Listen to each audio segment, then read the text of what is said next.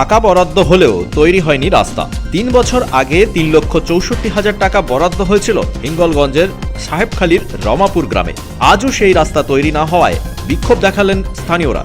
বিক্ষোভ দেখাচ্ছি, আমরা এই রাস্তায় হাঁটতে পারছি না। এই এক কোমর জল, এর আগে জল হয়েছিল, বন্যা হয়ে গেল দুবার বন্যা হয়ে গেল। আমরা এই এক কোমর জলে মানে এক কলসি করে জল নিয়ে গেছি। এই রাস্তা থেকে কাটা যায়, আমরা প্রত্যেকে যাই। আমরা এই মানে ২০-২৫টা ফ্যামিলির ভিতরে বাস করি। আমাদের বাচ্চা কাচ্চা সব বেরোতে পারছে না, স্কুলে যেতে পারছে না, কাদা জল ঠেলে ঠেলে। আর আমার ডেলিভারি বৌমা আছে এক বাড়িতে। কি হচ্ছে সমস্যা?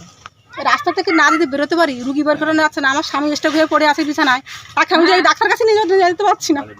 কি কত কষ্টে এখানে বাস করছি, সেই ঈশ্বর ছাড়া কেউ জানে না। আপনারা কি চাইছেন? আমরা চাই রাস্তা হোক।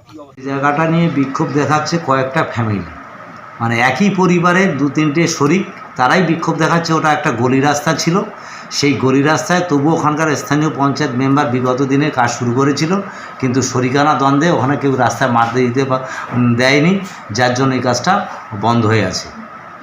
এবং তারপরে সাহেবখালী গ্রাম পঞ্চায়েতের পক্ষ থেকে ওই কাজটা করানো আর সম্ভব হয়নি। গ্রামবাসীদের দাবি, অ্যাম্বুলেন্স প্রবেশ করে না গ্রামে। প্রতিদিন জল কাদায় স্কুলে যেতে হয় ছেলে মেয়েদের। রাস্তা তৈরির জন্য গ্রাম পঞ্চায়েতের কোনো উদ্যোগ নেই, যদিও এই অভিযোগ অস্বীকার করেছেন স্থানীয় পঞ্চায়েত প্রধান।